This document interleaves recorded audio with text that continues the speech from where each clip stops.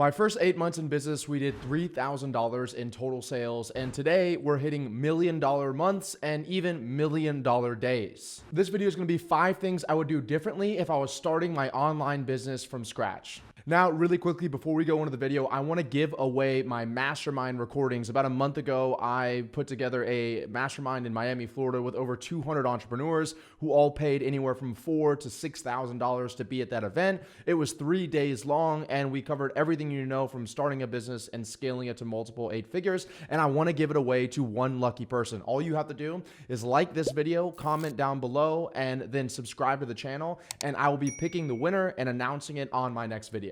Great. So if I was starting everything over again, what would I do differently? Well, number one, I would ask my friends and family for business. Like I said in the beginning of this video, my first 8 months of business, we only did $3,000 in total revenue. And that was because I was afraid of what other people were going to think when I told them that I was a business owner. My whole life, I wanted to be a lawyer. And so I kind of had imposter syndrome. And I was afraid that people were actually going to call me out and say, hey, weren't you just a lawyer? Now you're telling people you're running online businesses. Like, you can't do stuff like that. So instead, I wanted to keep it a secret from my friends and family that I was starting a business. And instead, I went to total strangers and tried to do cold calling and cold emailing in order to ask them for business, even though they didn't know who I was and I had no previous results. As you can imagine, nobody wanted to do business with me because in reality, when someone is saying yes to doing business with you, it's because they, number one, believe in you or your company, and number two, they believe in your product or your service. And because I had no case studies or social proof, I hadn't delivered anything yet, then I definitely didn't have 2. And because I was going after total strangers, I definitely didn't have 1. And that's why if you're watching this video right now, and no matter if you're just starting or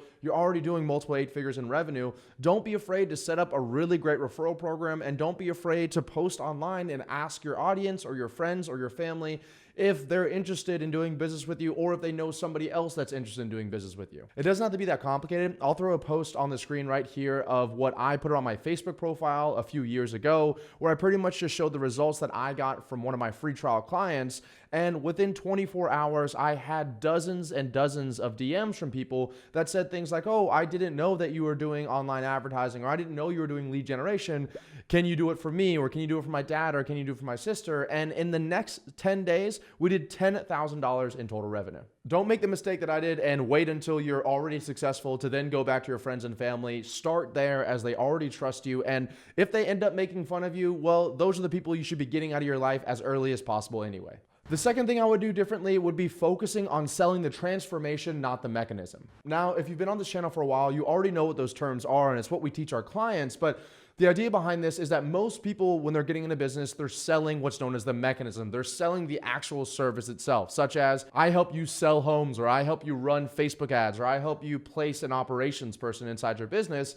And that is not what people want. What people want is the transformation that's involved in that mechanism. People don't want to buy a home. They just want to live in their dream home. And in order to do that, a lot of times they have to buy a home. People don't want to run Facebook ads. They just want to be able to profitably acquire new clients. And so you have to do that through Facebook ads. And people don't want to hire operations people, but they want to remove themselves from their business. And so they have to do that. Once I stopped focusing on selling the mechanism, which is what I see a lot of people doing out here, and started selling the dream, the desire, the transformation, my sales skyrocketed. A great analogy I like to give my clients is this. Imagine that you go to a prison and you go up to a prisoner that's inside of a cell and you say, hey, I can get you out of this prison, and I can either take you away in a brand new BMW or I can take you away in a brand new Porsche. Which car would you prefer?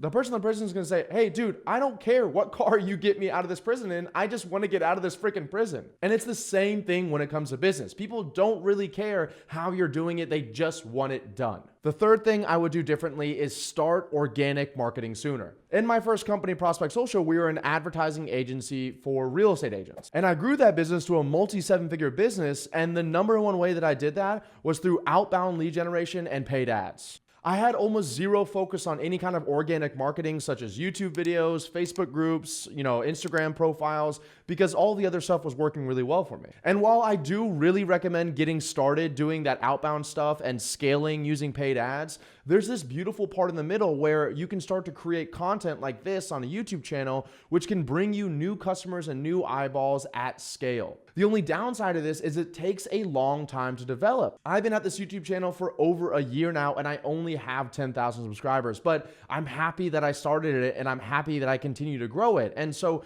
when it comes to building the organic brands, you have to start now, because in 3 months, 6 months, 9 months, 12 months, you can't just be like, man, I want to acquire $100,000 worth of new customers every month from organic marketing, because you have to build it up to begin with. Imagine if instead of a year ago, I started my YouTube channel 3 years ago when I got into business. I would probably have hundreds of thousands of subscribers on this channel and would be making much more money than I am from it right now. Also, if anybody here does run paid ads and you understand that these advertising platforms go up and they go down, and you're on it, you're off it, you're banned it, whatever else it is. And so what you want to do is have a steady stream of people that love you, that follow you. In case one of those other channels goes down, you can still bring in revenue for your company. The fourth thing I would do is smash that subscribe button.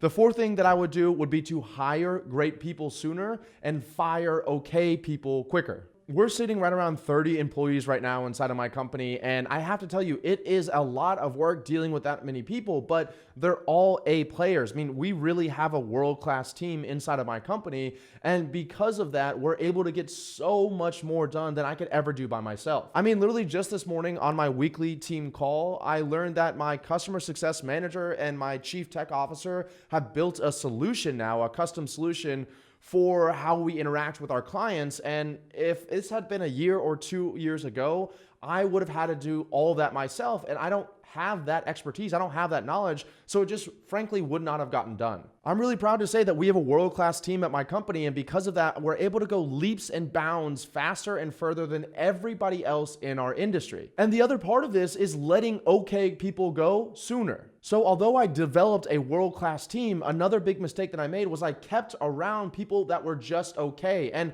while they might not have been costing us any money, in reality, they kind of were. Because if you think about it, if you're an A player, you only want to be surrounded by other A players. And if you're on an A player team, you're going to attract other A player people. But if there's B players and C players and even D players on your team, although you may not see them as actually costing you anything, in reality, they could be deterring your best people from doing their best, or they could be deterring the best people from joining your team. So that person you've been thinking about firing for a few weeks now or a few months now, just go ahead and fire them. And the fifth thing that I would have done would be to have changed my environment sooner. Whether it's your family, your friends, your business partners, your employees, literally the city that you live in, the area that you live in, your environment probably has more of an influential role on your success, more of an influential factor on your success than literally anything else in your life. When I moved out of my small hometown in Florida and into a house with 3 other entrepreneurs across the nation in San Diego,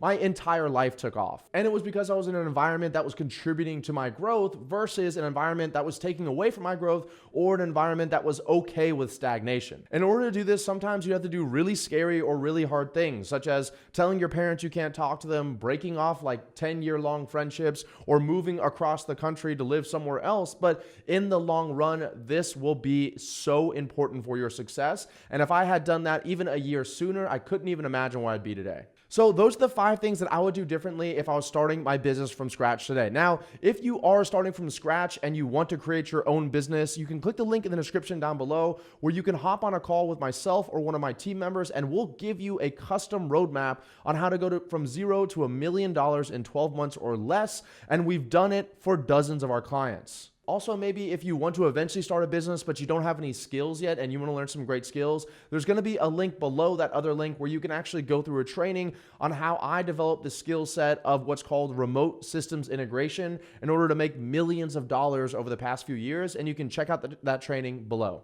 Be sure to like, comment, and subscribe if you want to get entered into that giveaway, and I'll see you guys in the next video.